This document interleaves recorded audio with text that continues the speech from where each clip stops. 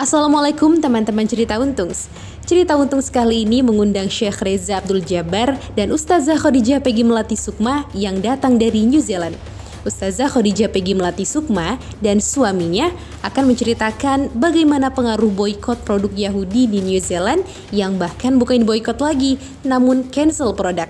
Penasaran gimana isu Palestina ini di negara New Zealand? Yuk saksikan kisahnya hanya di Cerita Untungs.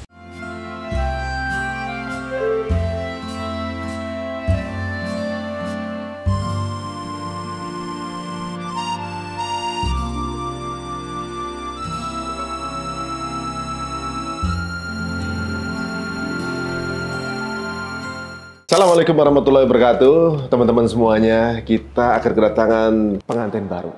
Pengantin baru ya, pasangan yang masya Allah banget. Karena selama ini kalau aku jujur itu belum pernah ketemu secara langsung dengan Syekh ini, masya Allah. Karena selama ini cuma via Zoom. Terus ketika sama Teteh juga di sini doang, via Zoom lagi. Nah kali ini masya Allah bisa berkumpul. Pertama kali kita kenal pandemi. Via Zoom juga. Via Zoom juga, makanya alhamdulillah juga. Akhirnya bisa berjumpa secara benar. Kita akan ketemu dengan pasangan yang luar biasa, datang jauh-jauh dari berapa ribu kilometer dari luar Indonesia. Ya, inilah dia pasangan pengantin baru kita. Bang Reza juga, Teh Peggy Melati Sukma. Assalamualaikum. Waalaikumsalam warahmatullahi wabarakatuh. Sebelumnya jazakumullah khair udah menyempatkan waktunya untuk main kesini. Jazakumullah khairan juga semuanya.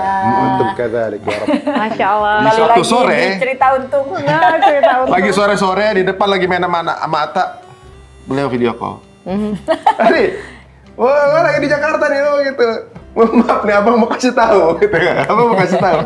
Abang baru menikah, alhamdulillah bang, menikah sama kakak antum gitu. Ini beneran apa enggak nih gitu kan? Langsung hari itu berangkat kita ke bandara. Itu ada podcast yang kita kemarin kita kejar, waktunya tinggal 30 menit sebelum boarding. Masya Allah. 30 menit kita kejar. Ya, kapan bisa ngobrol? Sekarang udah di bandara sekarang ada kita kejar. Unik banget tuh, Masya Allah. Dan alhamdulillah bisa ketemu di sini. Alhamdulillah. Akhirnya bisa duduk dan punya waktu sama suami. Ya. Bisa pegangan gini. Waktu itu sempet sama suami tuh ada gilirnya gitu jauh. Karena kita sempat terpisah kan. Iya benar. Gimana rasanya Teh tinggal di New Zealand sana? Seru banget kayaknya. Dimanapun tinggal kalau bersama suami nikmat. Kesini juga gitu jawabannya. Oh iya, kemana aja ikut ya. Waduh, pasti punya ternak kita kayaknya nih.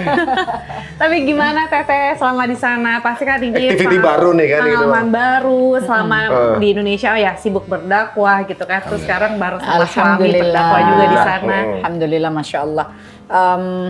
Ya tentu nggak bisa diungkapkan dengan kata-kata ya, karena dimanapun bersama suami, insya Allah itu kenikmatan yang tidak bisa dijabarkan dengan kata-kata apapun. Poket nggak cukup. Jadi kayak hadiah dari penantian ini nih, kayak hadiahnya. Sebenarnya kalau mau jujur, nah ini juga mungkin sharing ya sambil ngobrol ya. Sebenarnya kalau boleh jujur, kata penantian itu mungkin bukan kata yang menurut Teteh tepat untuk dipergunakan ya, tetapi lebih kepada menjalani apa yang telah Allah tetapkan kepada kita, kepada diri ini gitu. Jadi selama sebelum Allah takdirkan menikah dengan Syekh Reza, artinya memang Allah belum takdirkan ada seseorang untuk menjadi pasangan suami ya, jadi imam.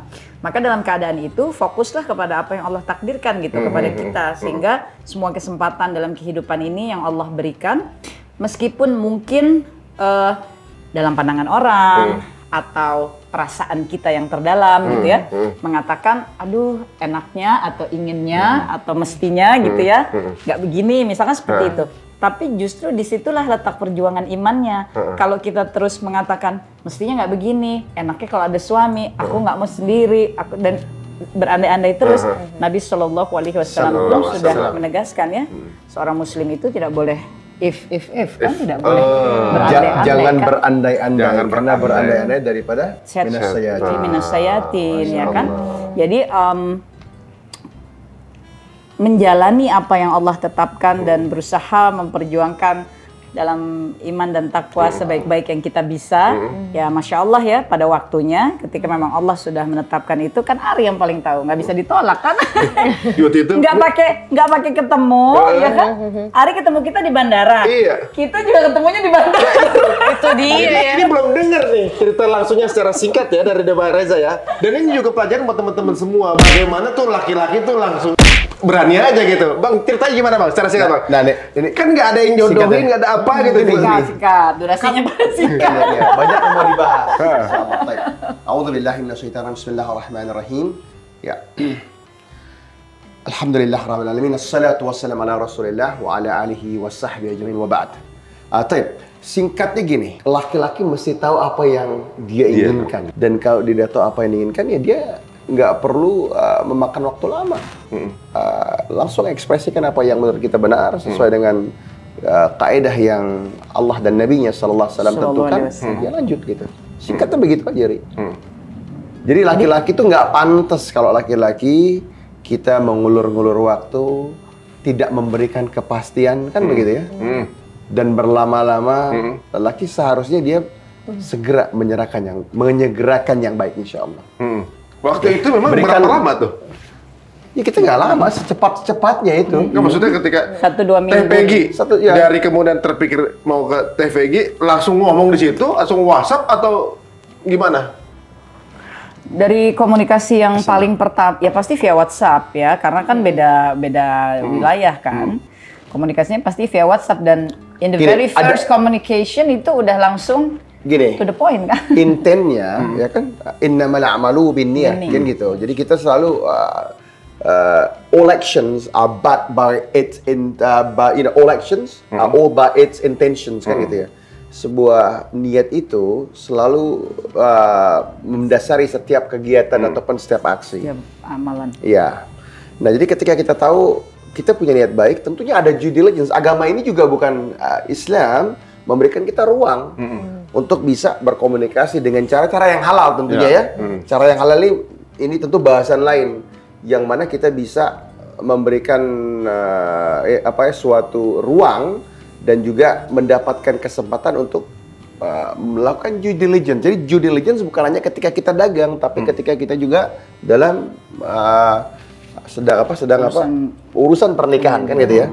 Maknanya gini, detail tuh kita cari tahu siapa guardiannya, siapa walinya, hal-hal yang menurut kita penting dan secara syar'i diperbolehkan ditanya gitu kan. Jadi ketika kontak itu memang due diligence-nya itu udah dilakukan oleh abang gitu. Prosesnya udah sebelumnya rapi gitu. Artinya pertama kali kontak Teteh, beliau menyampaikan due diligence-nya udah selesai gitu. Jadi memang betul-betul udah mencari tahu, sudah mencari tahu, sudah menggali, sudah istikharah ya, sudah selesai. Jadi istikharahnya jangan dua-duanya, kan lucu ya. Ketika orang yang menikah dua-duanya ingin istikharah. Enggak, yang laki mesti udah tahu kan gitu. Iya. Karena kita yang propose. Men propose kan gitu. Women get proposed. Kan gitu. Kalau women get proposal, maka yang wanita ini dia yang sekarang kita istikharah, kita yang menunggu kan. Tapi ketika seorang laki-laki aneh kalau laki perempuan menikah, artinya proses istikharahnya itu sudah dilakukan kan, makanya dia propose tuh. Makanya dia dulu dia ngelamar ya. Iya. Masa ada seorang ngelamar dulu, kemudian dia bingung. Benar. Jadi posisinya pria itu offense, gitu ya. Bukan yang defense, masa istiqomah. Jadi gini, the best defense is attack. Ya, benar. Gitu ya, benar. Nah, tapi Bang, ini kan tapi apa yang sudah terjadi di masyarakat umum gitu ya, ketika orang mau istilahnya mau mengarah ke pernikahan, otomatis kan harus ada keyakinan dulu kan. Keyakinan bahwa pasangan ini emang dia sosok pilihan yang memang aku yakini gitu. Nah, tapi kan kalau misalnya kadang tuh proses istikharah tuh yang bikin orang-orang jadi kayak gimana mau mengenal, gimana mau yakin, kenal aja belum. Nah, ini kita mesti berhati-hati ya demi Allah. Ini serius, ada sampaikan. Ini adalah was-was minas syaitan. Inilah yang setan inginkan dari kita, merasa wah, kalau nggak kenal, kalau nggak makan bareng, kalau nggak jalan bareng, gitu ya. Ragu, ya. Dan selanjutnya maka nggak kenal, kan gitu ya. Apakah cara mengenal mesti demikian? Yang kita pengen kenal apanya? Bukankah visi ataupun Ya, visi, akidahnya, misinya? Ini kan yang kita tujuan pengen hidup. bangun kan fondasi. Iya. Kalau ternyata yang satu senang minum kopi, yang satu minum teh, that's not the end of the world. It means nothing. Gitu kan ya? Ya. Wah, sama dong. Anda demen makan pempek, dia juga demen makan. So what? You can't build nothing on that, gitu kan? Itu nggak ada apa-apa. Sama loh, kita demennya warna biru. Come on. Jadi kalau Tapi anak sekarang begitu ya. Nah, ini Tapi yang pengen kita coba ubah. jadi kalau itu demikian, kalau itu terjadi, maka it's a waste of time. Ya, lose fokus berarti. You are losing the questions. Kalau kita punya limited questions to ask, let's say, ada 10 pertanyaan, you have 10 questions to ask. Gunakan those 10 questions wisely. Kalau habis pertanyaan itu diwarna, dimakan apa, gitu kan ya, senang aja apa, nggak ini nggak tertuju ke arah yang benar pertanyaannya. Karena dalam Islam pernikahan itu adalah sesuatu yang besar nilainya kan, menegakkan dari separuh ya agama Allah ini. Jadi ketika kita akan menikah, yang menjadi keutamaan itu sebetulnya bukan lagi dia senang makan apa, aku apa, bukan lagi dia kalau gaul gimana, aku gimana, bukan kan, bukan itu lagi. Dia dulu maaf misalnya berapa kali udah pacaran apa itu kan justru sesuatu yang memang nggak sama sekali nggak sesuai kan. Kalau tujuannya adalah kemuliaan dan harapannya adalah ridhonya Allah, maka tata caranya pun harus demikian sehingga tidak bertemu intensif untuk berdua-duaan kesana kemari yang demikian juga bukan suatu masalah, karena yang harus kita tahu adalah akidahnya, yang harus kita tahu adalah visi misinya dalam kehidupan, tujuan. Nah itu dalam suasana kehidupan seperti hari ini yang demikian itu kan kita bisa cari tahu lebih dulu sebetulnya, apalagi laki-laki ya ketika akan propose gitu ya. Nah bagi perempuannya gimana untuk tahu tentang laki-laki itu? Ya tentu mempergunakan juga kan jalur yang kita punya ya. Dan kemudian kalau memang lingkungannya sama, ada guru, kita bisa minta guru kita untuk memperantarai gitu. Orang soleh, orang dan berilmu. Dan bisa ditanyakan, misalnya kita sedang dalam bab katakanlah akidah yang kita ingin benar-benar tahu sedalam mana atau selurus mana akidah seseorang. Ini bahasan paling penting. Tentu kita bisa mengemukakan pertanyaan-pertanyaan kan. Kita bisa tanya, di mana belajar dengan siapa? Pernah belajar dengan bab apa? Dengan buku-buku apa? Kan pertanyaan-pertanyaan yang memang bahasa kita memang substansial. Dan kembali lagi pertanyaan substansial ini muncul tentu berdasar kepada tentang bagaimana pandangan kita terhadap pernikahan itu sendiri. Ketika misalnya kita masih merasa bahwa pernikahan itu, ketika kita masih merasa perlu menanyakan hal-hal yang sifatnya remeh-temeh atau duniawi atau rasa semata, maka mungkin apa yang kami sampaikan ini jadi nggak muncul kan gitu. Oleh karenanya penting dan itu penting karena ketika yang ditanyakan terus-menerus di awal-awal hanyalah hal-hal yang sifatnya remeh-temeh, itu nanti akan menimbulkan rasa rasa yang timbul terus padahal tidak dibangun di atas sesuatu yang punya substansi, sehingga kita akan suka. Dan ketika rasa itu telah ada, pertanyaan-pertanyaan serius yang seharusnya ditanya jadi terabaikan kan? Jadi bias ya. Jadi nggak fokus. Jadi bahkan tidak ditanyakan lagi karena udah ada rasa tidak enak. Kalau kita mulai dari zero, clean slate, nol gitu kan? Let's focus on the fundamentals of the marriage. Jadi kita kan nggak ada rasa karena kita merasa gini, kalau cocok lanjut, kalau nggak apa-apa kan? Iya, gitu ya. Benar sih. Jadi kayaknya perlu nih teman-teman semua kalau misalnya tertarik gitu ya, ini berdua untuk bikin daurah suami istri asik banget, asik banget ya. Setuju Nah, sih. bagaimana rasanya Teh? Ini orang yang asing banget loh nih. Kemudian tinggal di tempat yang ini kan tempatnya Iya, benar. Itu orang yang challenge. asing tempatnya asing juga. Iya. Nah, itu ada penyesuaian dulu apa gimana? Apa memang Langsung aja terus gitu. bagaimana ngakrabin anak-anak? Nah, gitu. itu sebenarnya Ana yang punya rasa was-was itu kan, karena begini, bukan hanya New Zealand ya. Kalau New Zealandnya mending lah ya, karena keseharian Anda yang seorang petani gitu ya, peternak ya, di tempat yang pedesaan, ya, jauh dari hiruk pikuk gitu kan. Tapi itulah kita harus yakin bahwa Allah Rabbul Alamin nggak pernah salah dalam seluruh urusan dan seluruh takdir Allah itu baik semua. Kalau kita jalan satu hasta kepada Allah, maka Allah akan jalan lebih panjang lagi kan. Kita berjalan kepada Allah, Allah akan berlari kepada kita. Jadi Allah yang akan cukupkan. Jadi kerisauan, kegalauan itu akhirnya terjawab bahwa aku akan berserah kepada Allah Rabbul Azza, ya, atas seluruh urusanku. Ya. Ya, dan itu yang Teteh sampaikan juga kan kepada Syekh ya. Tentu kan pasti dari sisi beliau juga ada kan perasaan was-was ya. Was-was artinya gini,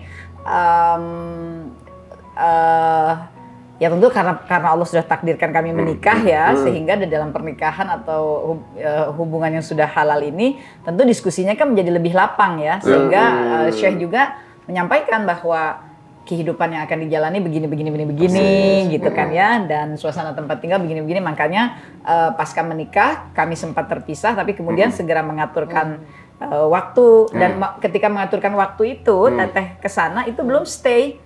Benar-benar datang melihat suasana keadaan kehidupan. Termasuk hari pertama datang sudah langsung kita lihat itu live-nya lagi pertama kali datang tuh. Gitu. Tapi begitu sampai di farm hari pertama itu sudah langsung dibawa terjun ke farm ya, the very first day gitu kan.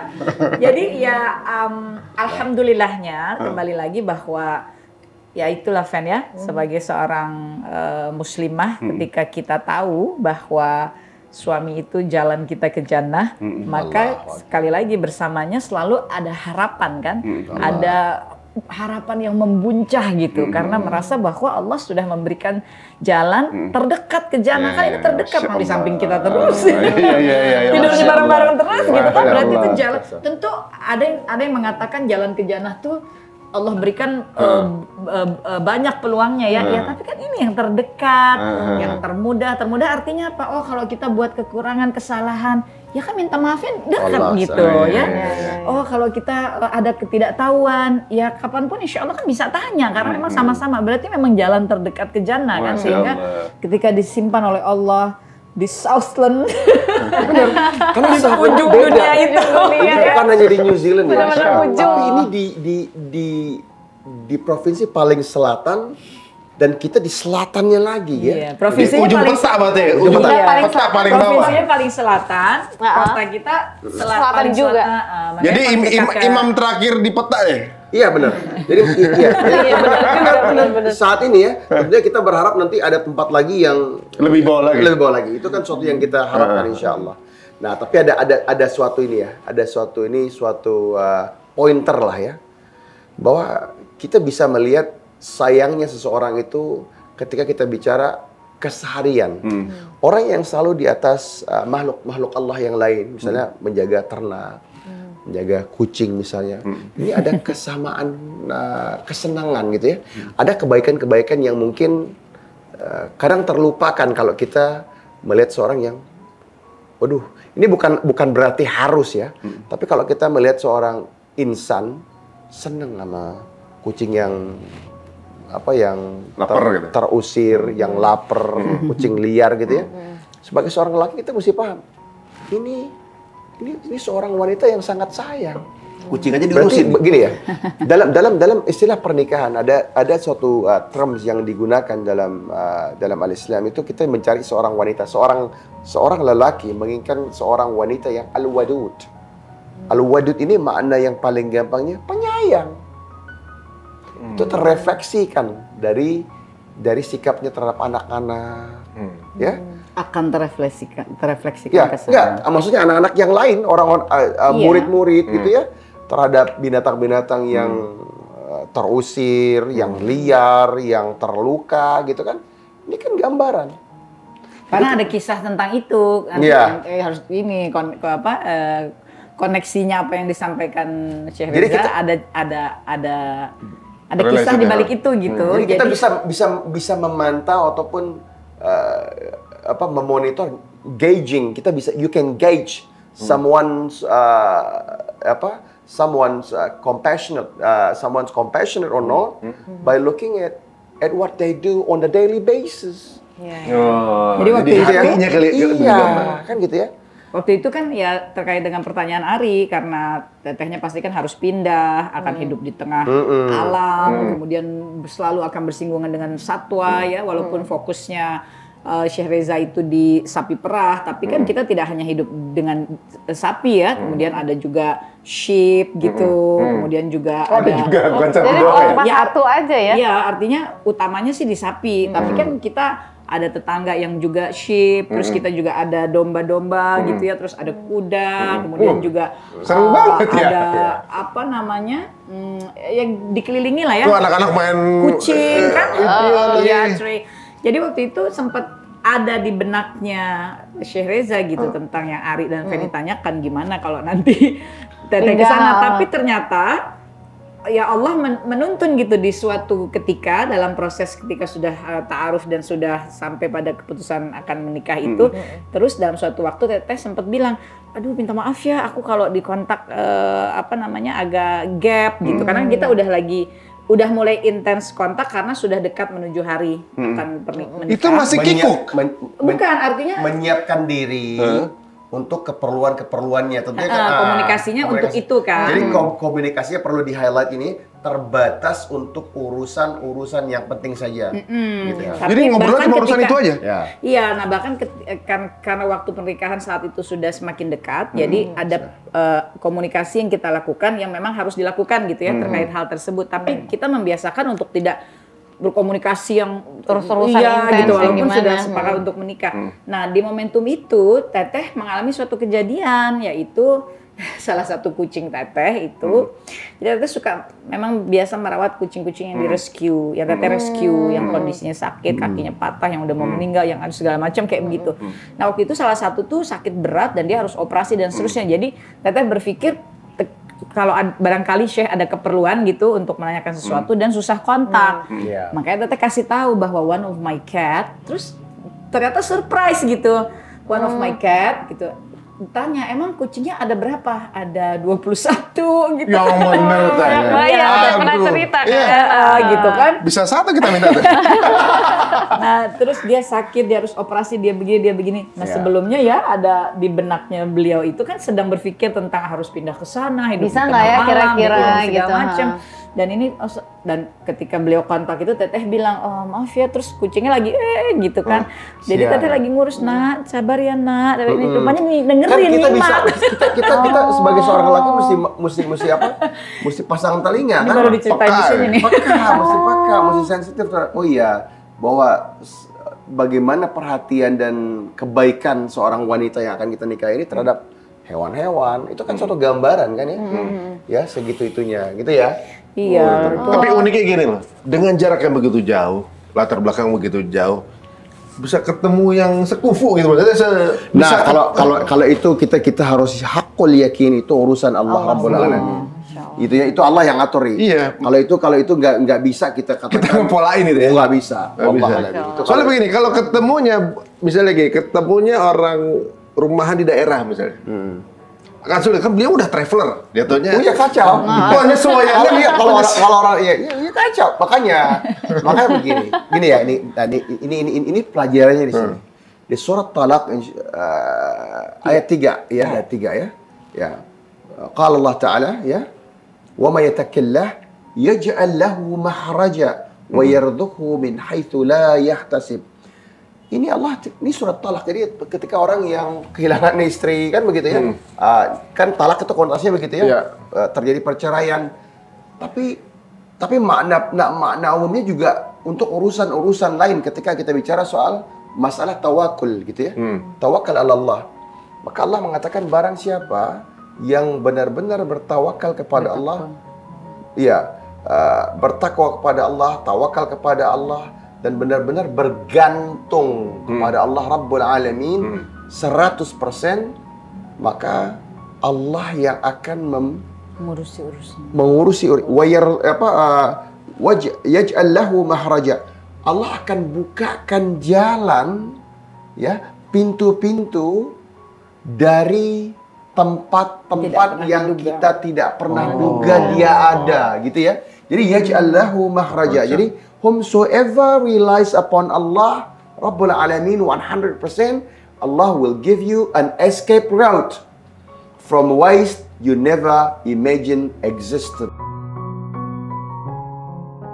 Kan di ayat ini Allah menyebut dua hal ya tentang takwa dengan tawakal.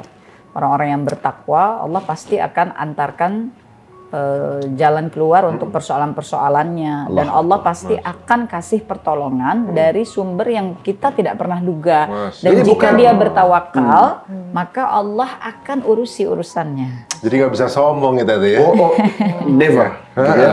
Jadi sesuatu yang nggak kita pernah polakan, kita nggak pernah. Kalau kita ada orang prediksi. bisa mengatakan ini dipolakan, subhanallah, itu hada kibir, itu it's arrogance.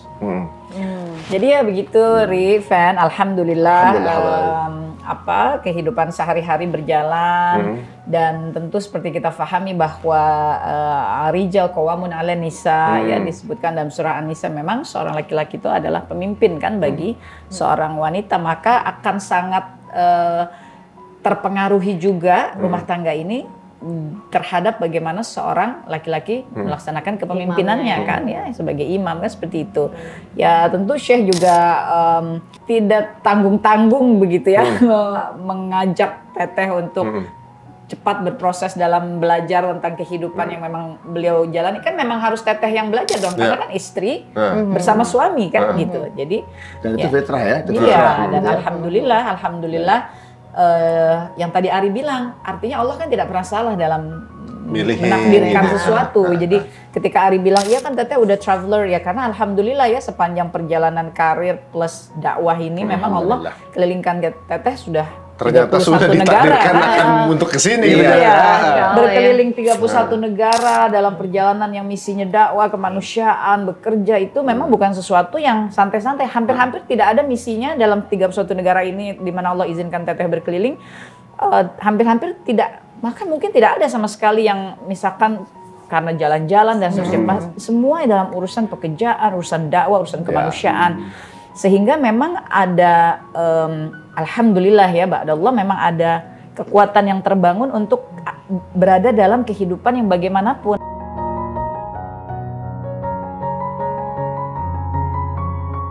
Apalagi kalau misi-misi kemanusiaan yang kita kerjakan, kita selalu harus terjun bepergian bukan dalam keadaan yang mudah. Hatinya tidak mudah karena melihat persoalan-persoalan kemanusiaan, perjalanannya tidak mudah, ikhtiar untuk mencapainya yang harus di-manage juga tidak mudah kan begitu ya.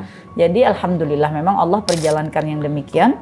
Ternyata ujungnya ada di sini. Masya Allah ya. Nah, ini penting kita lihat gini ya. Ini kalau ini diantara wisdoms the wisdoms of Allah Rabbul Alamin. Kalau kita manusia kan kita berjalan ya dari umur kita satu milidetik, satu detik gitu ya, sampai habislah umur kita kan gitu ya. Terkadang kan di persimpangan jalan, at the junction, kita melihat, oh ini kita kemana? Tapi bagi Allah Rabbul Alamin, Al-Halikil Azim, ya, Al-Creator, the King, the Master, the Sustainer.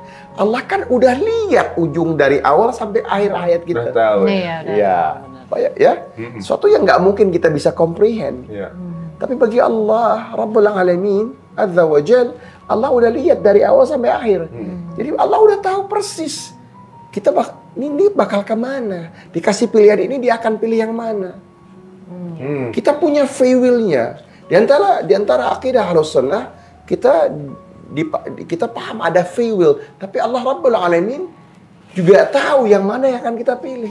Dan free will-nya di dalam Islam itu kan bukan free will yang tak terjabarkan, bukan.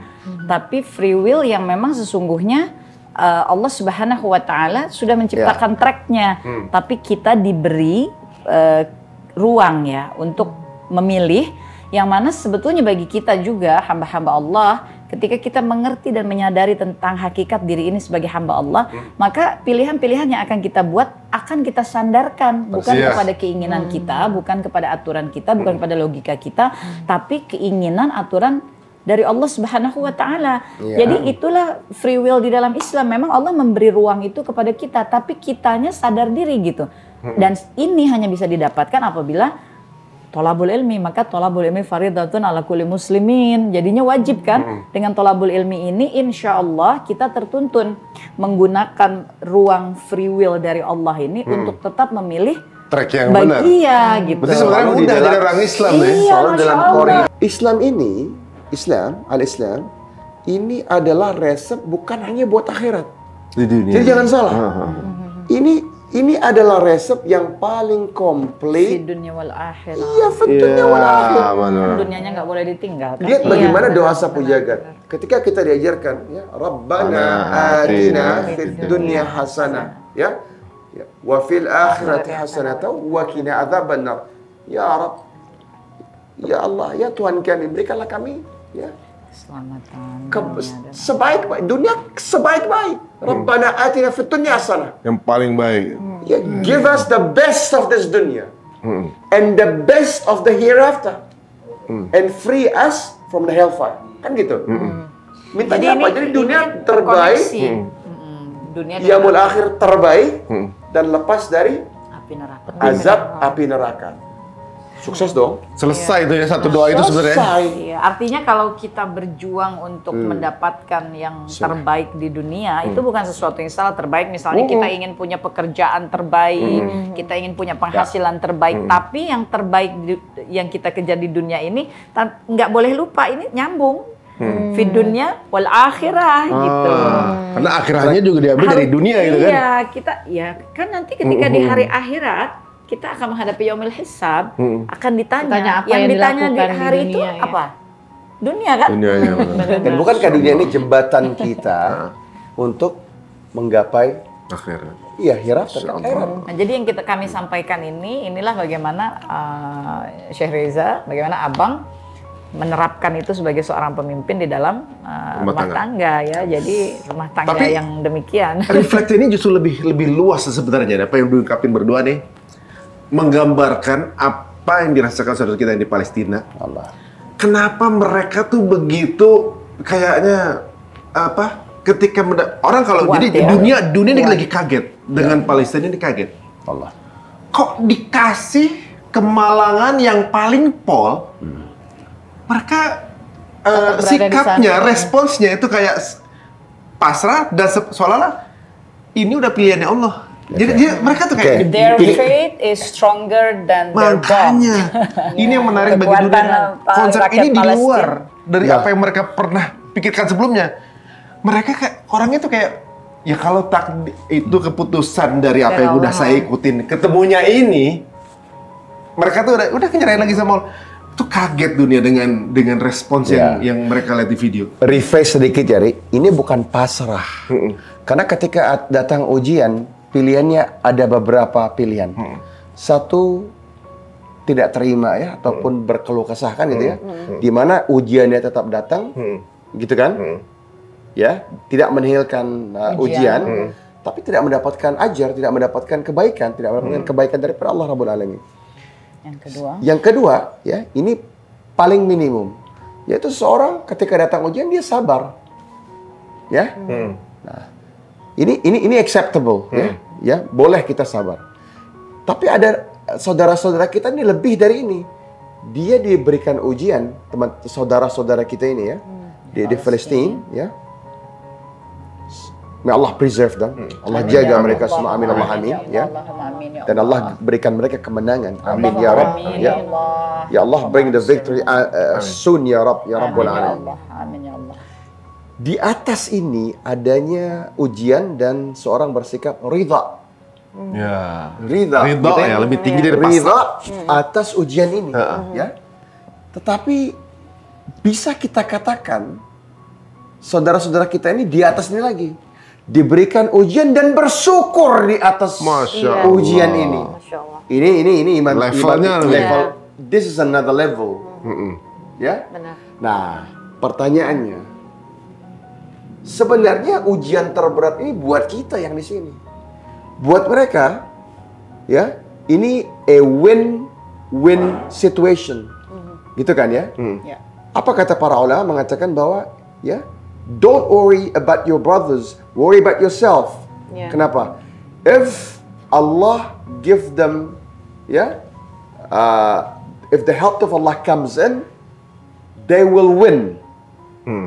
Ya, kalau Allah mengkadarkan atau mentakdirkan mereka wafat, maka mereka mati sebagai syahid. Win-win Tidak mati. ya. Mereka akan Allah jadikan syuhada. Tidak mati. Ya. Wala tahsabanna alladhina qutilu fi sabilillahi amwat bal ahya. Inna rabbihim yurzakun, kata Allah. Bahwa sesungguhnya Apakah mereka kalian tidak berpikir? mati. Kalian pikir, jangan pernah katakan orang-orang yang terbunuh di jalan Allah itu wafat, nggak mati, kata Mereka Allah. hidup di sisi Allah. Bal ahya. Mereka hidup. Inna rabbihim yurzakun. Mereka hidup di sisi Allah komplit dengan seluruh rizki dan rezeki mereka. Ya win-win itu ya benar. Meninggal win karena di sisi Allah. Menang juga win. Dan akan juga ke situ juga. Masya Allah. Kan begitu ya. Jadi ujian terbesar buat kita. Responsnya gitu. Iya, what is our response? Kita ngapain aja?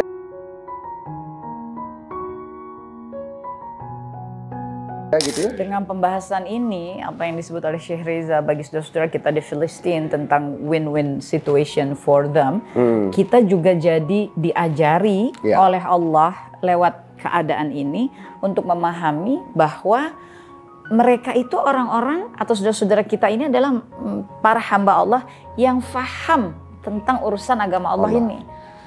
Sehingga begitulah kekuatan yang muncul karena mereka faham tentang agama Allah ini bahwa they are in a win-win situation. Terlepas dari ketika seorang anak kehilangan orang tuanya, ketika seorang istri kehilangan suaminya, seorang ayah kehilangan anak, terlepas dari bahwa di sana tentu ada kesedihan, ada kepedihan. Tapi dari semua video yang kita saksikan, kita mesti cermati tentang kata-kata apa yang termuncul dari apa yang keluar dari lisan mereka, kan begitu ya. Memuji Allah Rabbul Alamin, tidak berkeluh kesah. Betul. Dan memuji Allah Rabbul Alamin, kan gitu ya. Dan bersyukur atas rezeki syahidnya anak-anak mereka. Ini luar biasa nih. Ini luar biasa. Mungkin lisan kita ataupun pelajaran kita menuntut ilmu, kita paham itu. Tapi ketika itu datang belum tentu kita Ya responnya begitu. Ini sesuatu yang inilah yang kita katakan ajib, jiddan ini kan ya, luar biasa, hebat ini gitu ya. Maka ini pun menjadi jawaban bagi beberapa mungkin ya yang juga suka bertanya jamaah, kenapa ya Teh, bukankah mudah bagi Allah untuk memenangkan kaum muslimin dengan cepat? Bukankah mudah bagi Allah menghancurkan musuh-musuh Allah gitu? Iya, mudah. Bagi Allah semuanya mudah, tidak ada yang sulit. Tapi karena Allah Maha Kasih, Maha Cinta, Maha Sayang, Allah berikan satu pembelajaran besar bagi hamba-hamba Allah yang nurani kita, jiwa kita, hati kita tidak bisa menolaknya. Maka kemudian yang muncul adalah iman dan takwa yang lebih kuat. Karena Allah ajari kita lewat keadaan saudara-saudara kita tentang what is iman, what is takwa. Dan itulah Maha Cinta, Maha Sayangnya Allah. Mereka yang kesusahan, maka Allah tinggikan derajatnya insya Allah di jannah. Mereka yang wafat, Allah jadikan syahid. Kita semuanya dapat pembelajaran yang besar. Jadi bahasa mudahnya, they liberated us gitu. Mereka lah yang memerdekakan kita dari keterpenjaraan kita terhadap dunia ya, keterpenjaraan atas ketidaktahuan kita, ketidakpedulian kita, keterpenjaraan kita dari ketiadaan ilmu tentang Baitul Maqdis. Padahal ini disebut dalam hadis-hadis Nabi Shallallahu Alaihi Wasallam dan Allah sendiri menyebutnya dalam Al-Isra ya 1-6. Ya inilah Masya Allah ya cara Allah menyelamatkan kita gitu dari kecelakaan besar, yaitu ketidakpahaman terhadap akidah. Karena Baitul Maqdis, Palestina, it will always be a journey of akidah.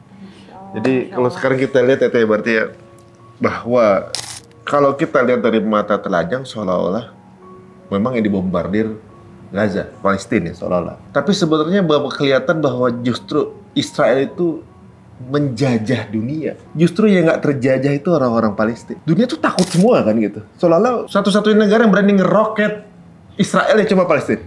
Maksudnya negara lain tuh kayak bekok gitu, kejajah semua nih, kejajah secara pemikiran, takut sama mereka. Mereka kayak punya sistem, punya senjata dalam banyak. Anak Palestina kan from nothing gitu, misalnya nggak ada connection, nggak ada air, nggak ada apa. Tapi mereka refuse to surrender gitu. Nah ini suatu pembelajaran hebat ya kalau kita lihat bahwa the latest, most sophisticated weaponry gitu kan ya.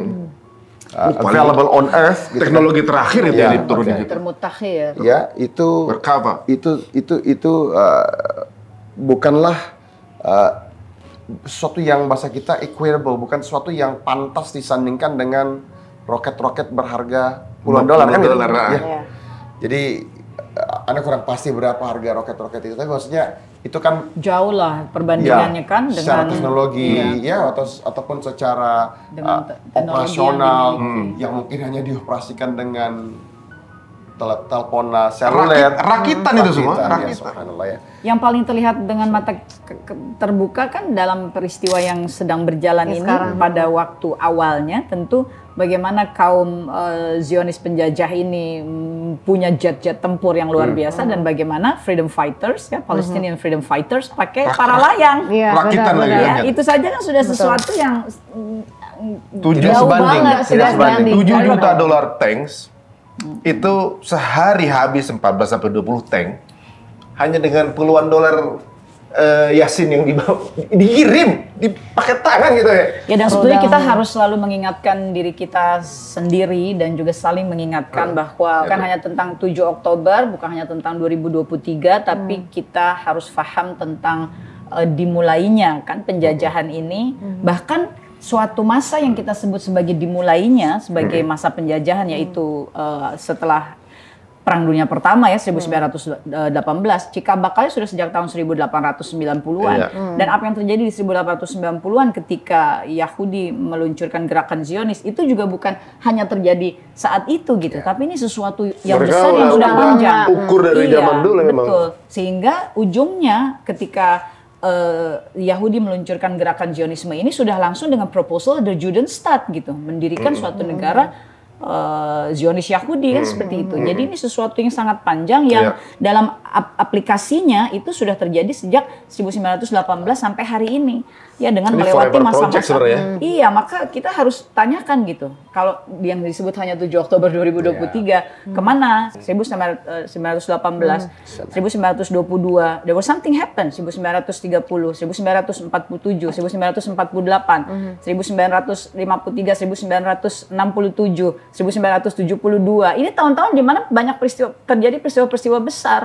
1980, 1983, 1993. Kalau mau tahun ke sini 2006, 2007, 2008, 2012, 2021, 2023. Ini baru rangkaian yang kita sebut sebagai beberapa peristiwa besar dalam proses Di luar penjajahan. agresi-agresi yang lainnya yang bentuknya ratusan. Yang beribu-ribu Tapi bagusnya itu jadi bahan loh oleh entertainment di Karena ini kan udah diangkat media, mungkin Di kan di mana? tahun-tahun yang disebutin tadi kan belum ada media ya Teh. Jadi orang tuh belum Belum tahu. adanya sosial media Betul. yang Sosial yang media. bisa diakses dan Diakses. diupload oleh masyarakat kebanyakan. betul. Dalam Tapi Sehingga- jadi meme ya.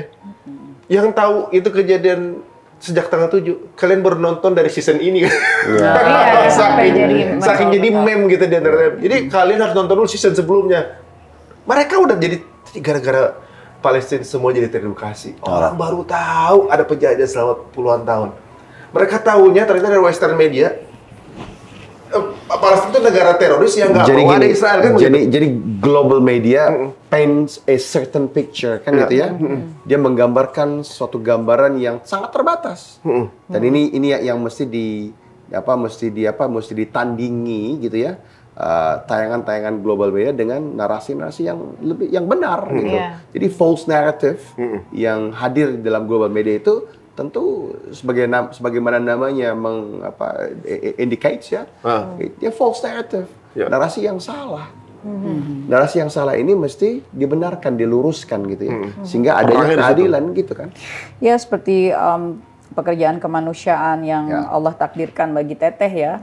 Pasca agresi 51 hari di 2014 saja kami membangun ulang kan beberapa hal di beberapa proyek di jalur Gaza. Kita ada bantu bangun astagfirullah ya jamaah di Gaza ya? Iya, 2014 itu kan agresinya 51 hari dan besar disebut besar itu syahidnya saat itu 2.800-an. Tapi dibanding saat ini Teh? Oh ya, ini jauh berbeda. Kali ini sesuatu yang sangat berbeda ya. Baik kebangkitan perlawanan dari saudara-saudara kita ya, freedom fighters, Palestinian freedom fighters, ya maupun tentu respon dari pihak Zionis penjajah ini. Ini memang sesuatu yang di masa-masa sebelumnya memang belum pernah terjadi. Jadi ini one step ahead gitu. Termasuk one step ahead dari sisi para pejuang pembebas. Mereka baru tahu segini sulitnya menaklukkan Palestina. Nah, tapi ini ada pelajaran di dalam sirah kita belajar. It is never about the number. It's never a numbers game. Ya, kita lihat ketika kita bicara kelas balik. Lihat bagaimana Ghazwatul Badr, ya. Badar itu masa tersulit ya gitu ya, dengan kurangnya unta, kurangnya logistik, kurangnya kuda, kurangnya manpower ya. Orang-orang ya. Kita cuma 313 berhadapan dengan 1000-an ya kan gitu ya. Kita lihat dan hasilnya apa? Mu'tah, perang Mu'tah juga. Dia Mu'tah, dia Uhud, mereka 150.000. dia Khandaq, Parit, ya kan? Ini konsisten ini. Kita outnumber, selalu always apa? Ini ada tracknya dalam sejarah Islam. Ada tracknya. Tapi like the name suggests, it is never about number. Nggak pernah tentang numbers gitu kan? Ya. Jadi kalau kita bicara tentang Palestina, kita tidak perlu melogikakan apa-apa karena this is not about logic. Kalau tadi kita bicara pernikahan nggak perlu pakai logika, tunduk, pasrah, patuh, tawakal kepada Allah. Apalagi ini. Ini akidah karena kiblat pertama umat Islam, masjid kedua di muka bumi ini yang Rasulullah SAW sendiri menyampaikannya dan Allah menyampaikan ya kepada Rasulullah SAW dan salah satu dari 3 tanah suci umat Islam. Maka ketika ada yang menanyakan atau mengatakan katanya di tanah Baitul Maqdis atau di Palestina itu tidak akan pernah damai karena memang tempatnya untuk perang. Maka jawabannya adalah kaum muslimin itu perintahnya amar ma'ruf nahi mungkar. Ketika tanah suci kaum muslimin kemudian diperlakukan secara batil, ada kaum penjajah yang melakukan pengrusakan, bahkan dengan kasat mata kita bisa melihat bahwa dalam perencanaan penjajahan ini termasuk membumi hanguskan Masjidil Aqsa, dan ketika Aqsa masih ada bagaimana mereka astagfirullah menghinakan Aqsa, maka sepanjang itulah kaum muslimin yang berada di garis depan tentu tidak akan pernah tinggal diam. Tidak akan pernah tinggal diam, terlepas dari bahwa itu adalah tanah tempat tinggal mereka sehingga existence is resistance gitu ya. Tapi tidak akan pernah bisa terlepas dari akidah bahwa tanah yang mereka injak sebagai tempat yang mereka sebut tempat tinggal itu tanah suci gitu. Umat Islam. Kira-kira seperti itu gitu. Jadi bukan sekedar kalimat yang mengatakan di sana memang tempatnya perang. Ini bukan soal tempatnya perang, tapi selama kebatilan itu ada, kemungkaran itu terjadi, selama itu pula lah kaum muslim harus tegak dan berdiri ya, apalagi dalam persoalan tanah suci. Dan Allah selalu katakan demikian kan dalam Quran, wal takum minkum ummatun yad'una ila al-khair ya ya'muruna bil ma'ruf wa yanhauna 'anil munkar wa ulaika humul muflihun. Akan ada sebagian dari kalian yang akan terus bangkit berjuang ya, menyuruhkan dengan yang mana yang benar ya, ya'muruna bil ma'ruf wa yanhauna 'anil munkar. Ya. Dan yang menarik, wa ulaika humul muflihun. Mereka lah yang orang-orang yang beruntung, orang-orang yang berhasil. Kalau cuma soal logika, gitu kan? Nggak bisa logika. Ya kalau kita ngobrol ya, kalau cuma soal logika, gini, nggak perlu menyebut Palestinian freedom fighters. Kita aja yang bukan berada di tempat mereka, kan tahu bahwa entitas yang mereka lawan, entitas yang mereka harus hadapi, kita bisa bilang comparing to them itu giant kan, Iya. punya Super teknologi power. perang, Super didukung oleh giant. Kalau cuma pakai logika, masa Mestinya mereka 3 hari udah selesai. enggak, bukan artinya gini, masa mereka tidak mengerti bahwa yang dihadapi ini giant, yang dihadapi ini besar. Kalau cuma pakai logika, apalagi kalau mereka disebut teroris, begitu ya. Ya. Kan yang dihadapi ini giant, besar, Ya, luar biasa. Biasanya dalam menghadapi suatu operasi atau suatu Mission. retaliation ataupun mission, setiap diri mengukur kan gitu. Mengukur, memperhitungkan. Ya, gitu ya. Nah, kalau ini kan tidak, ini bukan soal memperhitungkan bahwa yang dihadapi adalah giant entity gitu ya, yang dihadapi adalah kelompok besar yang kuat dan ini dan ini. Even though ini kelompok yang besar, even though ini kelompok yang kuat, even though didukung oleh Dan ini funding that never runs out gitu ya. Iya, Dengan negara funding yang superpower. tidak pernah Kayak terkaya sekarang ini. Iya, tapi kan freedom fighters tetap melakukan Nah, perlawanan. berarti Kenapa? Karena this is not only ini not about numbers seperti Abang bilang, ini not about logic, tapi ini orang-orang yang berdiri di atas keyakinan, iman dan takwanya dan mengerti apa yang Allah Subhanahu wa taala sampaikan tentang tanah ini dan orang-orang yang mengikut kepada pemimpinnya yaitu Rasulullah Shallallahu alaihi wasallam. Pasti Nggak akan secara pernah. perhitungan itu adidaya tuh. Amerika, Perancis, Inggris ditambah Israel sendiri yang peralatan modern, mestinya segede kelurahan kayak gitu, itu 3 hari 4 hari udah selesai. Harusnya kalau Ini 2 minggu menghabiskan per hari 4 triliun. Sekarang Jadi- udah 60 days kan? Iya, kali 60 hari gitu, bayangin. Ya teman-teman semua. dengan data yang dimanipulasi kan begitu ya. Heeh. Dengan korban dari pihak Zionist apartheid regime yang tidak dipublish kan begitu ya. Heeh. Padahal kan Yang dengan berbagai macam manipulasi tentang hostages yang ternyata tersenyum Iya. ketika kembali dari Gaza misalnya. mereka nggak perlu bikin publish, Iya. yang publish dunia kan gitu kan. Jadi malah gini, setelah dipenuhi dengan berbagai macam false narrative, kebohongan, ya, lies, gitu kan ya, dan berbagai macam kamuflase ini masih belum berhasil campaign mereka kan begitu ya. Jadi Zionist apartheid regime masih belum mampu dan tidak akan mampu menundukkan kan gitu ya. Iya. Karena berarti ini beyond logic. It's a matter of belief. Yang Kembali menarik gini, kepada pangkuan kita lihat kamus ketika kita bicara David versus Goliath, Daud melawan Jalut. Jalut. Apa yang digunakan oleh Daud alaihissalam melawan Jalut? Apa weaponnya? Ketapel. Apa weapon of choice? Yang Weapon ini yang di tangannya apa? kan? Dengan amunisi primitif apa? gitu kan? Dengan amunisi apa? Itu serpetan. Ya, amunisinya batu kan? Heeh. Mirip ya. Kan ketapel kan yang dipakai. Jadi bahasa kita gini ya. Ini juga nggak logical gitu kan? There is no logic kalau kita bicara Daud alaihissalam melawan Jalut, David versus Goliath. Tapi nggak pernah.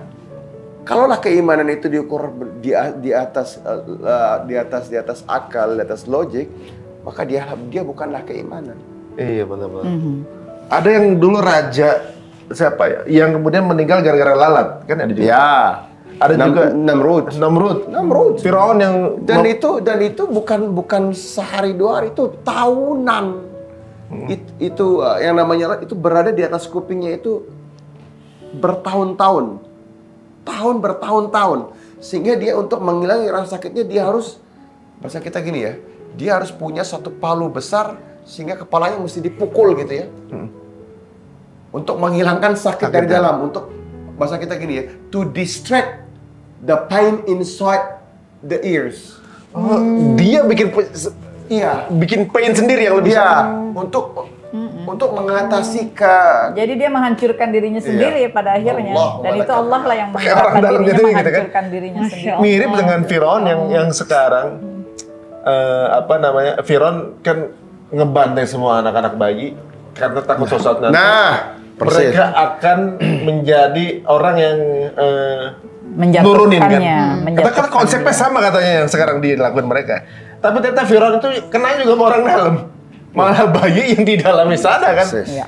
Kadang-kadang unpredictable memang konsepnya. Allah kasih kejutan. Gini. Ketika manusia atau insan ya memuja intelligence mereka, kemampuan otak mereka yang sangat atau kita yang sangat kecil ini maka yang terjadi adalah kerusakan. Tidak mungkin keberhasilan. End resultnya you lose. Tapi ketika ya a group of people kemudian meletakkan seluruh kemampuan intelijennya di belakang Al-Quran dan Sunnah, always what comes after that is success. Masya Allah. The best army kan gitu ya, dengan logistik terbaik, dengan Firaun yang pintar. Firaun itu pintar, lanatullah, ya pintar, punya kemampuan orasi, menyihir rakyat dengan kepandaian berbicaranya. Ingat, karena Musa alaihissalam cadel kan? Ya. Tapi doanya kita pakai. Iya paham kan? Terus di atas kuda-kuda terbaik, kereta-kereta kencana terbaik, apalagi senjata-senjata yang mereka terbaik, ya kan ya? Ya.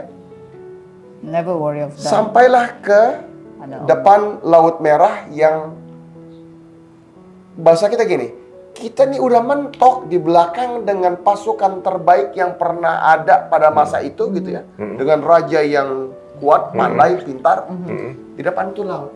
No escape Ya, kira-kira kita ngomong apa kan gitu? Ya, karena orang-orang lain mengatakan inilah mudrakun. Udah nih, that's it man. We did. Gitu kan ya? We did. We're gonna get caught. Kan begitu. Tapi apa kata Musa alaihissalam? Qala inna ma'iya Ya, rabbi sayahdin. Inna ma'iya rabbi Sayahdin. sayahdin. Jadi sesungguhnya enggak apa-apa. Tuhanku ya akan menyelamatkanku.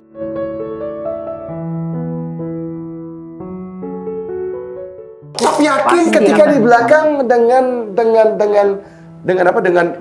tentara terbaik yang bahasa kita ini udah nggak bisa lari ke belakang, nggak lari ke depan laut.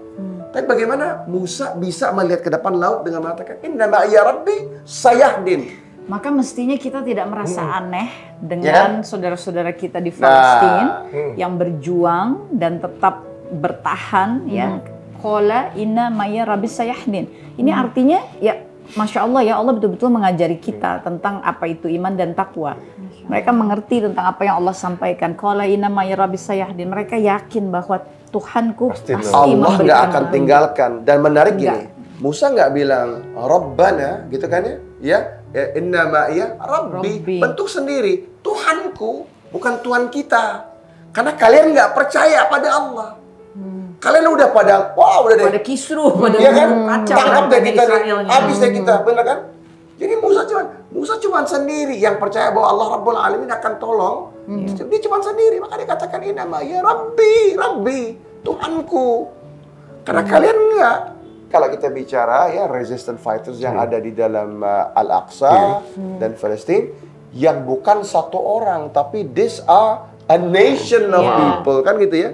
Yang yakin betul bahwa pertolongan Allah itu pasti. Berapa banyak cerita-cerita yang kita dengar bahwa turunnya malaikat-malaikat Allah. Bukankah itu cerita yang kita dengar ketika kita bicara tentang Badar, tentang Uhud, tentang Khandaq.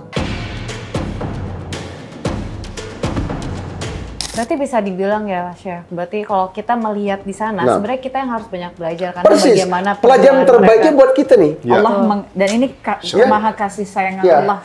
Kita ngapain aja? Kita ngapain aja? Sedangkan kita yang di luar ini yang merasa kayaknya happy, ngerasa kayak senang-senang aja, malah terbuai bahwa ternyata banyak sekarang produk-produk yang ternyata pro sana yang kita pakai terus. Nah ini apa yang harus kita lakuin berarti sama Syekh? Iya, jadi gini, kalau kita bicara boykot ini kan sesuatu yang boykot ini pilihan kan begitu ya, pilihan ya. Kita juga berhati-hati dalam mengatakan bahwa ini pilihan gitu kan, pilihan yang mungkin akan diambil oleh sebagian kaum muslimin kan begitu. Mungkin juga tidak kan, mungkin juga tidak. Kalau pilihan gitu ya, kalau kedudukannya pilihan. Nah tapi banyak suara-suara yang sekarang mengatakan ternyata boykot ini punya kecenderungan dia cuma temporary. Selesai dengan euforia tanpa ilmu tadi, kemudian dia selesai dan kembali sebagaimana hujan dan panas gitu ya. Nah, now we gotta use another phrase, let's cancel them, gitu kan? Cancel them gini, gunakan produk lain yang mana kita nggak akan pernah balik ke situ lagi gitu. Cancel berarti means Gini ya? lebih lama efeknya. Bukan lebih lama, ditiadakan, dinihilkan. Selesai gitu. Selesai menggunakan produk mereka itu sesuatu yang kita selesaikan dari hidup kita gitu. Kalau boycott Yang mana, temporary ya. Kalau boycott ada unsur bahwa itu pilihan ya. Kita akan melakukannya atau tidak. Kita mungkin merasa sulit gitu. Tapi cancel means that memang kita sudah akan mengcancelnya, maka sesulit apapun yang harus kita lakukan ya we gonna do that. Ya, gitu ini kan freedom of choice di dalam suatu society, tantangan masyarakat yang mana everyone is allowed to buy or not buy kan gitu ya. Jadi kita kembalikan kepada diri kita, kira-kira ketika kita punya pilihan, what will you do? Kita selalu punya alternatif. We always have the alternative. Nggak pernah. Bahkan ketika tidak ada barang lain pun selain itu, selalu ada alternatif. Karena there is an alternative of not using that. Ya. Kan begitu. Benar kan ya? Jadi kan karena memang biasa yang tertampil adalah begini. Ketika kita ingin beli kopi, misal contohnya kopi. Kopi A gitu ya. Ternyata itu merupakan suatu afiliasi dari Zionist apartheid regime ini gitu ya. Sehingga kita mengatakan kita membeli yang C aja gitu ya. Tapi ada juga produk yang kita katakan ada lampu misalnya mereknya XYZ gitu kan ya. Ternyata XYZ tidak punya kompetitor gitu ya, atau tidak punya alternatif lain yang bisa. The alternative is still there. Such as not using it all kan gitu ya. Kita bisa aja menggunakan bentuk lampu yang lain kan. Kenapa kita alternatif bentuk berarti ya, bukan? Iya. Dia kan masalah brand kan? Atau bahkan alternatifnya nggak menggunakan lampu sama sekali gitu kan? Nggak mati juga soalnya kan? So what? Kan begitu. Yang menarik nih, ini ucapan salah seorang pemimpin yang pantas kita banggakan, yaitu the late Malik Faisal rahimahullah taala. Ya, Raja Faisal rahimahullah. May Allah tinggikan derajat beliau ya, dan berikan beliau kebaikan. Beliau sudah mengatakan begini, saya nggak pernah pusing gitu loh, nggak pernah takut gitu ya, bahwa yang meninggikan harga minyak mentah ini kalian. Kami nggak begitu butuh gitu loh. Kalaupun kami nggak dibeli lagi minyak mentah dan kami nggak jual, yang rugi kalian. Yang rugi kalian. Bahwa kami, itu izah. Ya, kami cukup gembira untuk kembali di atas gurun pasir, makan kurma sama kopi. Kan begitu kata-kata beliau kan? Dulu we survive on dates and coffee and kahwa. We can easily, happily come back to that. Selesai kan? Yang bikin ribut kita sendiri sebenarnya. Ya, benar. Itu beliau itu kalau kita punya ketergantungan ekonomi ya. Itu seorang pemimpin yang luar biasa ya, yang pantas kita banggakan gitu ya. Ini kan waktunya kita juga introspeksi tentang apa-apa yang kita gunakan dalam keseharian kita. Sebab kita juga mungkin mencermati ya, maksud kita semua nih yang sedang memiliki perhatian besar terhadap keadaan saudara-saudara kita di Palestina, lalu kemudian boycott ya, cancel the product.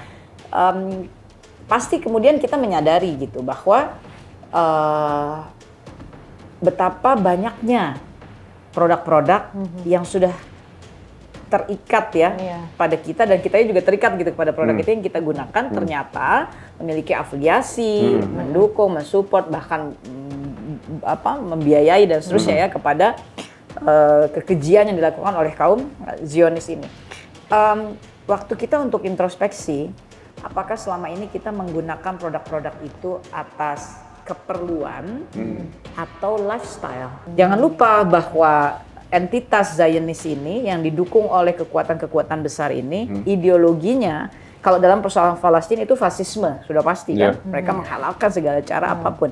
Kalau dalam gerakan ekonomi dunianya, mereka kapitalis, sekuler, ya kan? Jadi semua hanya diangkakan. All the human are numbers gitu buat mereka, sehingga produk-produk yang mereka ciptakan itu pasti kan dengan ideologi kapitalismenya ini.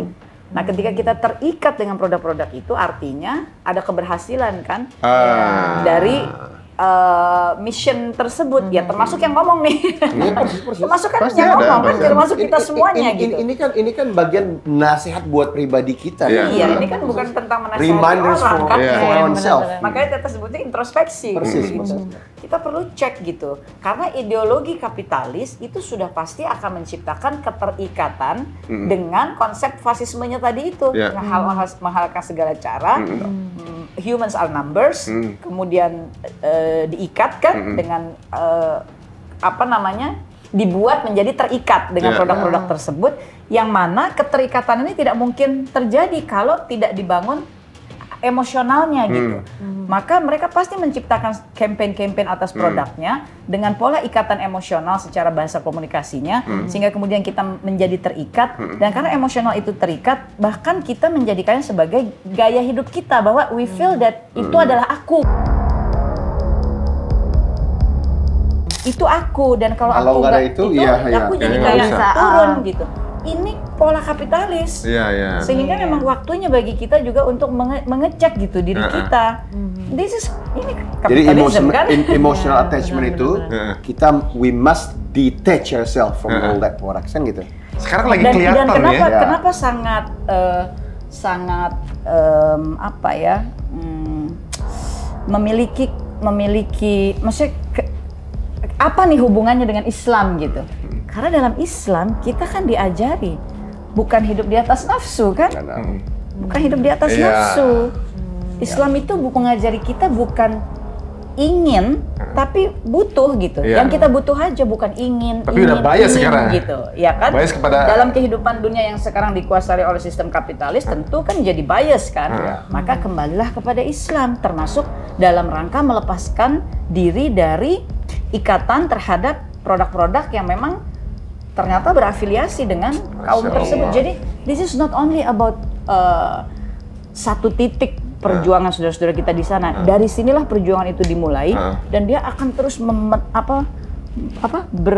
bergerak ya ke seluruh dunia. Ini maknanya Al-Isra ayat pertama. Masya Allah. Karena itulah tanah, itulah Masjidil Aqsa yang sekelilingnya diberkahi, sehingga ketika keberkahan ini terjadi di sana, dia kayak terus menduplikasi keberkahan di Domino seluruh effect dunia. gitu ya. Bener. Domino Jadi effect. Masya Allah. hal ini sepertinya merubah banyak tatanan. Ya. Jadi banyak konsep are falling. Ya. Jadi kayak orang lihat demokrasi fail banget. Nah, itu double standard gitu kan. Absolutely. Jadi Dan dia juga The kayak pinnacle, sama ini the pintar-pintar puncaknya kata dari bodohnya. double standard. bener, jadi bener-bener orang ini telanjang kita ngeliatnya, double standardnya telanjang gitu. Iya. Bagaimana mereka bilang bahasa untuk ini begini, bahasa untuk ini begini, harus voting, udah bener tetap gak dilakuin juga. Orang lihat konsep dari ibaratnya konsep terorisme dibuat oleh pelakunya. Gitu. Iya, iya. Bahkan rules atau sisi kebenaran juga dipegang oleh pelakunya. Orang ngerasa konsep dia yang bikin nih, ini konsepnya fail. Ternyata bukan cuma soal demokrasi, ekonomi pun begitu. Ternyata kapitalis ini juga, kalau ini sampai ambruk, nggak hebat juga, gitu kan mikirnya. Ternyata mereka yang udah ngatur naik turunnya currency, mana negara yang nanti harus ada perang. Ini konflik sama siapa. Jadi mereka ini kemana-mana sekarang. Bahkan yang non Muslim pun udah mulai paham. Oh, sangat. Ini berarti ini Di benar-benar. New Zealand nih ya. New Zealand begitu juga. Karena bahasa kemanusiaan itu kan memang humanity is still here. Humanity is still here. Dampaknya gimana sama New Zealand? Dampaknya begini, jadi mayoritas kita lihat rally-rally itu ataupun aksi-aksi damai ini, kita lihat adalah in the Western world. Kan begitu ya? Ya termasuk di New Zealand kan kami Iya. juga Ya, jadi ini ya Bang ya, kita juga orang aktif ketika sebuah rejim Zionis apartheid ini mengeksekusi gitu ya anak-anak, wanita gitu ya, bayi, meruntuhkan dan meledakkan rumah sakit, Dehumanizing ya. Dehumanizing. Jadi no one's gonna put up with it. Jadi kalau kita lihat juga dalam kacamata politik atau lensa politiknya, bahkan sekelas pemimpin-pemimpin negara-negara barat ini udah gerah kan gitu ya. Mereka gerah dengan kebrutalan. Iya, Kesombongan. Iya, yang dalam tanda kutip versi mereka berlebihan gitu ya. Jadi Udah sulit untuk ditutup-tutupin lagi. iya, at some point everyone's gonna say enough is enough. Iya. It's too much. At some point kan begitu. And that point is now. Ya, jadi sudah terlewati masa-masa adanya toleransi. Walaupun masa kita kita kan gini, Islam ini agama yang adil. Satu korban pun dimanapun ya, satu anak terbunuh yang tidak bersalah siapapun itu gitu. Ini adalah kezaliman kan begitu. Maka kita akan kutuk setiap seseorang yang wafat, anak-anak, wanita, orang-orang yang bukan tentara kan begitu. Tapi ketika kita lihat dihancurkannya rumah sakit, sekolahan, tempat pengungsian, orang yang sedang berjalan, subhanallah. Ya itu seperti apa yang mungkin kawan-kawan lihat di video dan lain sebagainya, karena interaksi langsung Teteh itu juga mengalami hal yang sama. Artinya yang mereka ucapkan selalu alhamdulillah ala kulli hal. Jadi kalau mengabari yang syahid, Teteh pasti kasih tahu sama Syekh ya. Saya bilang, "Bang, tim kita Bang, ayahnya syahid. Bang, tim kita Bang, ibu mertua, bapak mertuanya syahid. Dan tim kita Bang, kakak iparnya, ponakannya syahid," gitu. Tapi mereka selalu mengabarkan dengan alhamdulillah ala kulli hal. Ya Rabb. My father is syuhada.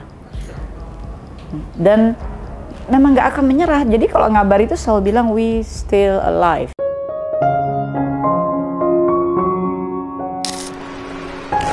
Gitu. Kami masih hidup, kami masih ada. Dan tetap bekerja. Bahkan yang luar biasanya ya Masya Allah ya, tentu berbagai donasi datang begitu ya. Dan dalam kondisi perlawanan yang sedemikian berkecamuknya ya dari freedom fighters dan juga rakyat Palestina yang sedang begitu susahnya. Itu mereka loh yang nyampaikan bahwa mereka willing untuk, jadi mereka yang bilang send us the design, maksudnya kirimin kita kalau kamu ada desain, we gonna try our best, kita akan cetak sebisa kita supaya you can show gitu. Bisa kasih lihat sama saudara-saudara kita yang bersedekah bahwa sedekahnya ini sudah sampai. Dan tersalurkan. Dan itu mereka yang minta. Kita kan nggak tega ya. Susah ngebayangin itu. Kan Teteh bilang sama Syekh, aku nggak tega Bang, maksud dalam kondisi begini ya. Tentu kalau kita program-program normal, pasti kan kita semua butuh ya, ada tanda gitu kan, mau apa atau apa gitu menandakan the project is running. Tapi kalau situasi gini kan nggak mungkin dan kita nggak minta itu gitu ya. Aku sampai bilang ya sama abang, tapi mereka willing Bang. Bayangkan dalam kondisi yang sebegitu susah, di mana-mana hancur, dibombardir. Dapur umum kita 2 hari lalu yang di Han Yunis dibombardir, mereka mesti kerja, memindahkan keluarga, apa segala macam. Tapi they're willing, mereka tetap bilang, asalkan Ustazah mau, misalkan bisa kasih kami waktu yang tak terbatas, misalkan kami tunggu kami selesai mencetak 3 hari atau 5 hari. Teteh selalu bilang, you don't have to do that, nggak mesti. But we want, kita mau supaya gimana nggak berderai air mata kita itu tahu bahwa sedekahnya sampai kepada kami gitu.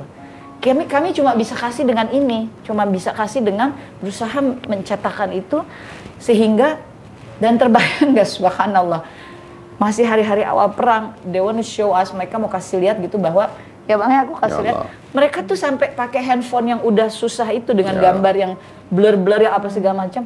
Mereka ambil gambarnya, mereka edit. Jadi mereka kirim video tuh dalam bentuk udah mereka edit. Sampai Teteh bilang nggak mesti, just send whatever you can send. Apalagi kok internet lagi susah ya, lagi di drop dan segala macam. Ya, selalu ngomongnya sama Abang dan Abang. Kita di rumah berusaha melibatkan anak-anak ya dalam keadaan ini supaya mereka paham dan mengerti keadaan saudara-saudaranya ya. Bahkan di hari-hari awal ya, Umar ya, anak kita yang nomor 4 ya, Umar terus-menerus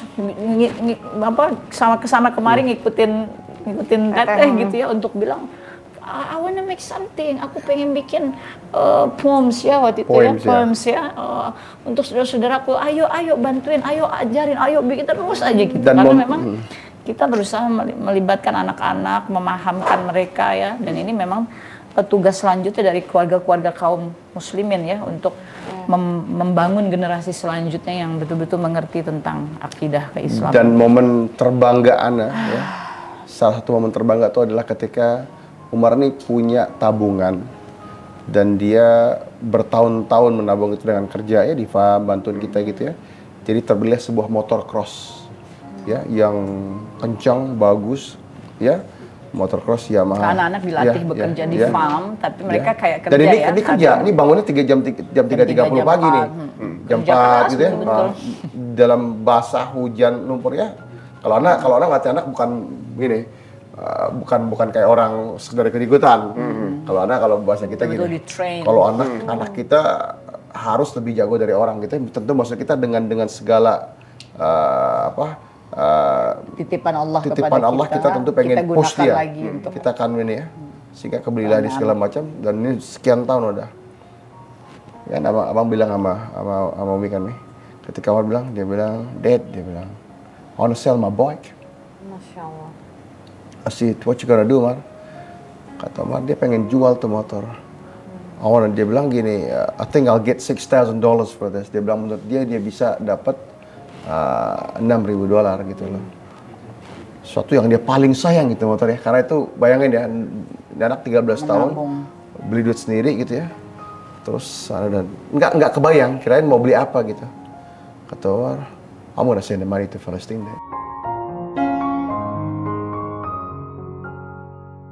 Masya Allah. Dan dalam perjalanan program ini yang Teteh lakukan, ya Umar juga ini ya, dia menitipkan uang yang dia kerja itu. Umur berapa? Jadi Umar 13 tahun, Talha 9 tahun, ini 2 anak laki-laki ya yang di rumah. Ya begitu, mereka menitipkan hasil kerjanya, bahkan sengaja dalam ada suatu momentum hari-hari yang mereka menyengajakan diri mau kerja. Talha ya, maksudnya no, I wanna work with you, Dad gitu. Pokoknya dia maunya dia kerja gitu hari itu. Kenapa? Karena uangnya mau dikumpulin, pengen dikirimin gitu. Saudara-saudara. Ini ya mungkin pesan bagi kita semuanya ya tentang melibatkan anak-anak dalam rahmat Allah.